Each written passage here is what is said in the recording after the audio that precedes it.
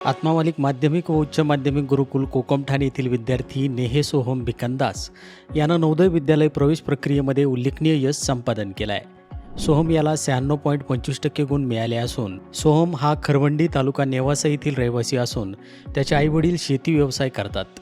अत्यंत प्रतिकूल परिस्थितीवर मात करत त्याने अथक परिश्रमाच्या जोरावर हे यश गाठलंय।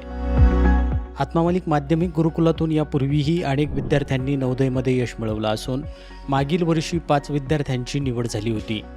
आत्तापर्यंत या शाळेच्या एकूण 89 विद्यार्थ्यांनी नवोदयमध्ये प्रवेश मिळवला आहे। या यशामागे प्राचार्य श्रीमान निरंजनजी डांगे सर यांच्या मार्गदर्शनातून विभाग प्रमुख अनिल सोनवणे, स्पर्धा परीक्षा प्रमुख राहुल जाधव तसेच पर्यवेक्षक शिक्षक शिक्षिका यांचंही या प्रगतीमध्ये मोलाचं योगदान राहिलं आहे।